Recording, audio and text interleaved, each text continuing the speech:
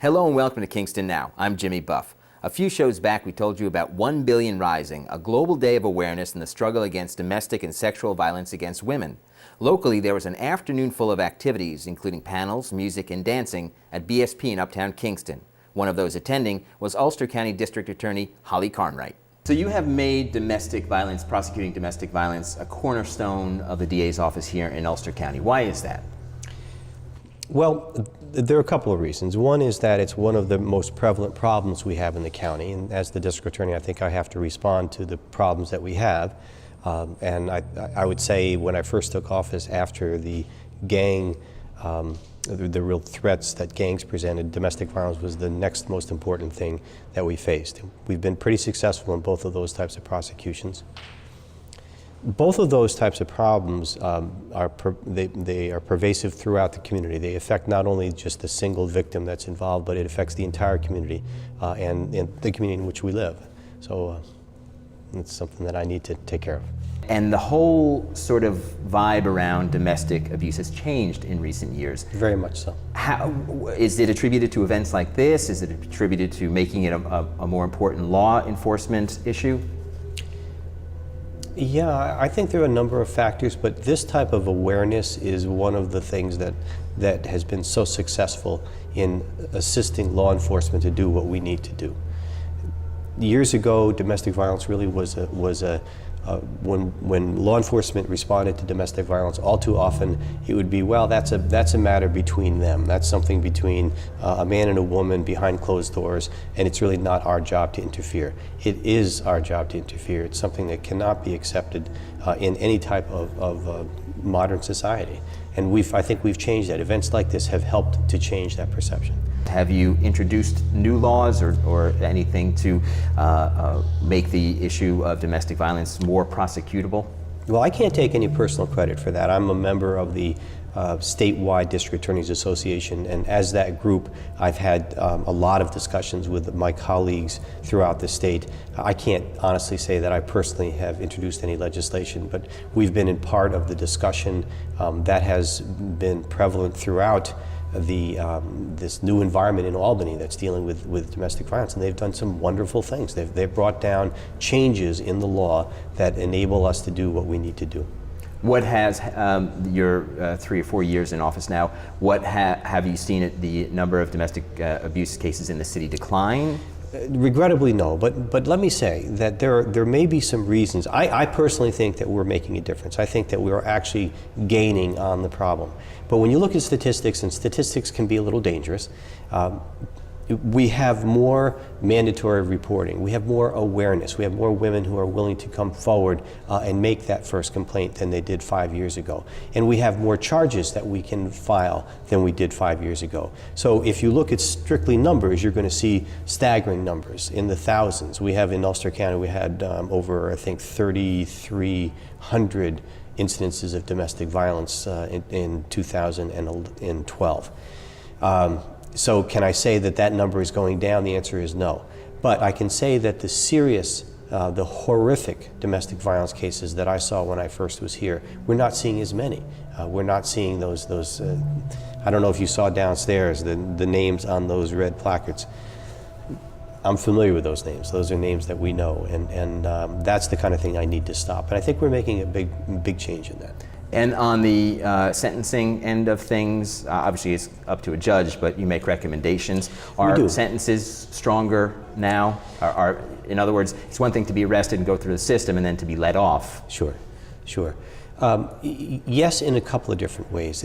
Most domestic violence starts out, it's one of the, we can study domestic violence, we know about it. The domestic violence is a spiral. It starts and that it increases both in frequency and it increases in violence.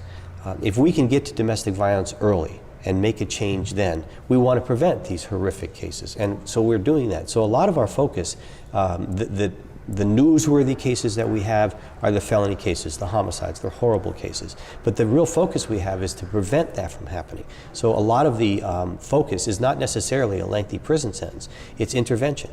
We want to educate people. We want to get women to have enough confidence. We use the term empowerment.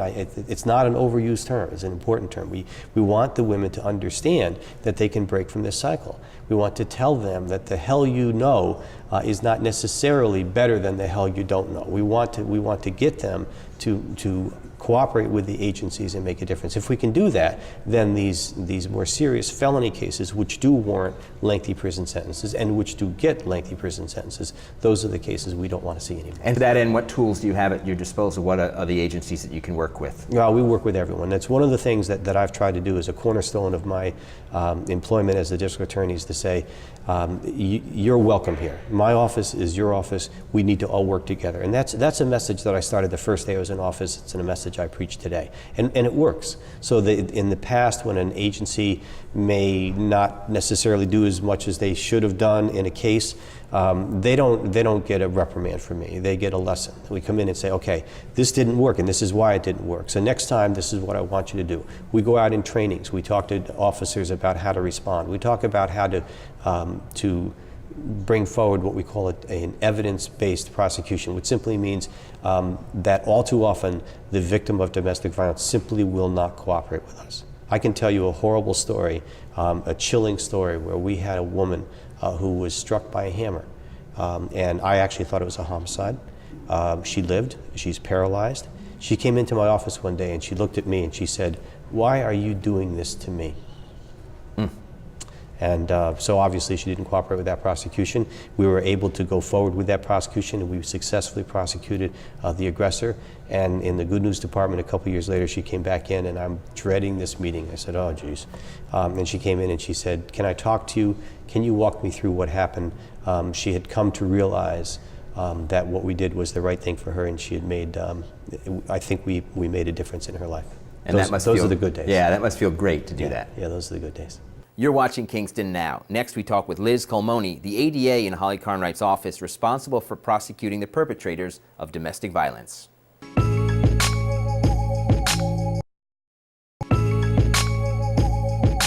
Welcome back to Kingston Now. Another attendee at 1 Billion Rising, the global and local event dedicated to raising awareness about domestic and sexual violence against women, was Ulster County Assistant District Attorney Liz Culmone. Now, we had your boss on earlier, District Attorney Holley Carnwright. He said you don't take enough credit for the work you do here in Ulster County. The work you do is you prosecute most of the domestic abuse cases that come through the county court system. Tell me about that experience. What's that like? It is a very emotional experience. It's very taxing on the attorneys who handle cases like I do, but it's also very rewarding. And the things that what I always focus my attention on is those children who are in the homes, who are watching the behaviors that their fathers or their primary aggressor are perpetrating against the other parent, and the children are learning these behaviors. And so every time I go into prosecution, I think about those kids and think about trying to make a change for the children so that they don't repeat those same behaviors. And as a result of it, the emotional, taxing, and trying feelings tend to be overcome by the feeling that we are doing a service to help change domestic violence with the children. And you have to work closely with the victims of the abuse as well, right? Very closely with them. And that's, I mean, obviously it's been a traumatic experience to be on the receiving end of the abuse, and now they've got to go through the process of seeing it play out in court. How do you handle that? How do I handle dealing with the victims who are now going through another version of being victimized? Essentially they could be traumatized again by the whole prosecution experience. The biggest thing that I do is I incorporate crime victims any single chance that I get, because they are trained to deal primarily with the needs of a victim. So whereas my role is to look at the evidence, what evidence do I have in order to hold the offender accountable? Crime victims is there to deal primarily with the needs of the victim. And so the crime victims advocates will come and they will work with the victim through county court. If there's family court, they come to every single meeting that I have with the victims, and they're there for their emotional support so that I can focus on my job. And that's a very big tool that we have in this county and that we use at the DA's office. But also the other thing that I try to do is to really always be available. Every victim has rights by New York state law, and they have the right to be advised at each and every stage of the proceeding. So I really try to make myself available so they know, I know, they need the attention, and I pay attention to them. So that's how I deal with that. Is it a crime that crosses all socioeconomic boundaries? Oh, absolutely. Yeah. Absolutely. So you're seeing just every, from the very poor right on up to the affluent? And every age and every sex. We have same-sex couples who are in violent relationships. Are drugs and alcohol a huge part of domestic abuse? I see that a lot. I see a lot of drug and alcohol abuse in the cases that I deal with. Do you think abusers can be rehabilitated? I think anyone can be rehabilitated if you want to be. Tell me about, at the end of the day, when you've been through a case and you see a victim of abuse go through the whole process and come out on the other end, what does that feel like for you? I often feel sadness. Sadness that a woman or a victim has to go through that, sadness that the children have to go through that. But very proud that I'm able to help, even for a moment in that victim's life, to help her get through, to start the healing process. Because although I take my job sometimes more than a job, maybe often all the time more than a job, that victim, that's their life. And this is something that has occurred in their life and will never leave them. I can move on to the next case, they can't. And so I do find a sense of accomplishment in being able to help that victim, even for that moment, and hearing that victim and knowing that she's being heard in this community and we're here to help her. This is Kingston Now. More from 1 Billion Rising at BSP in Uptown Kingston in a moment.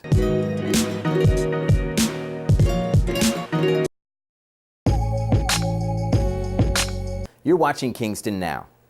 Like the show says, in the criminal justice system, the people are represented by two separate yet equally important groups: the police, who investigate the crimes, and the district attorneys, who prosecute the offenders.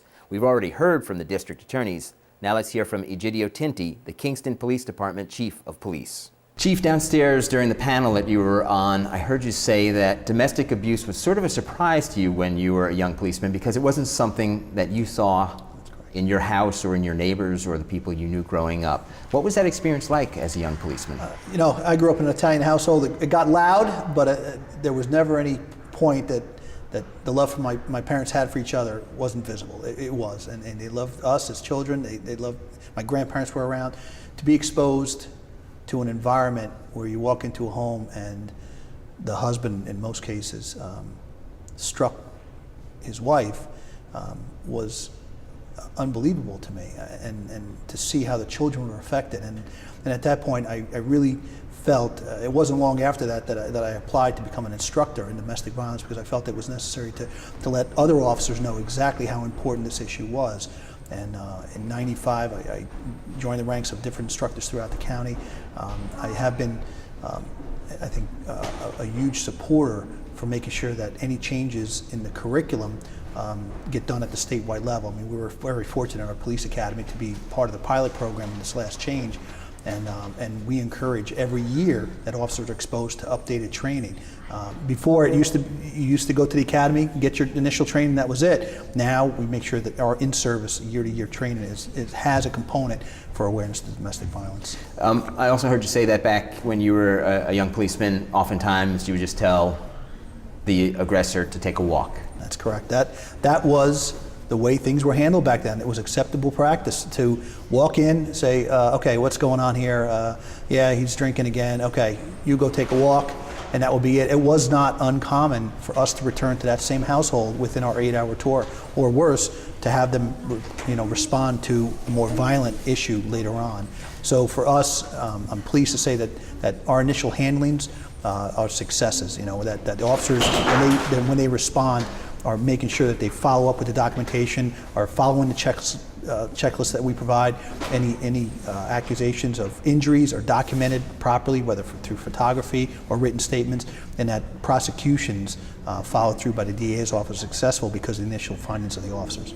So contrast that with what you do today when the Kingston Police Department gets a domestic abuse call and they show up at a residence.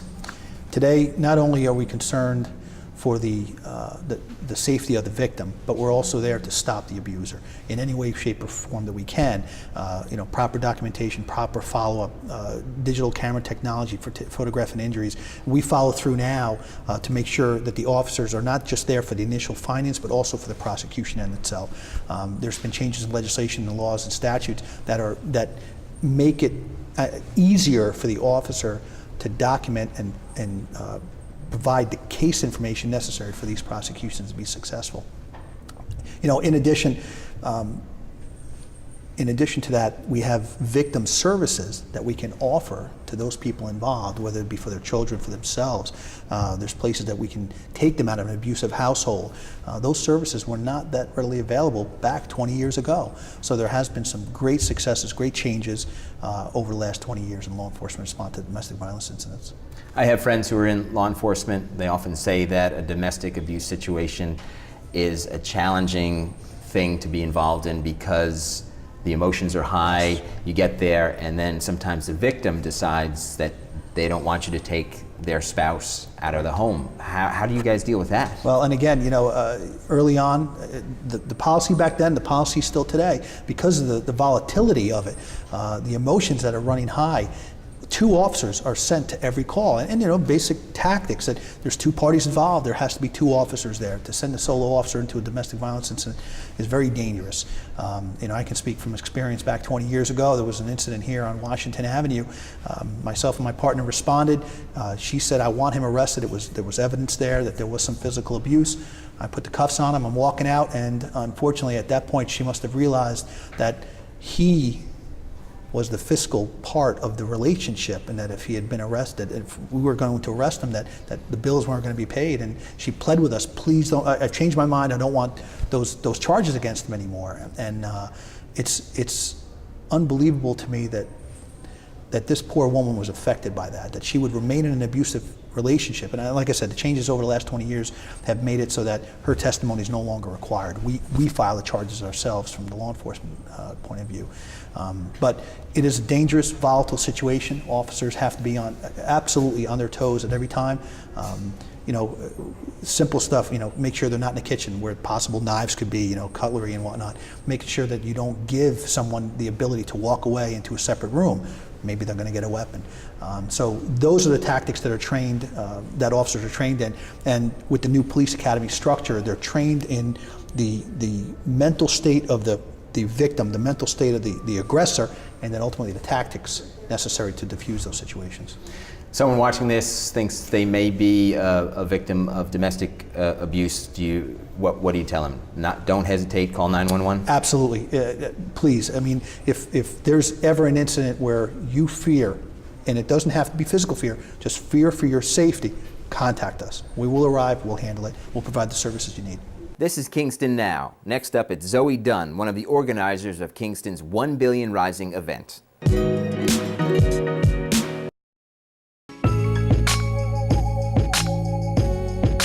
Welcome back to Kingston Now.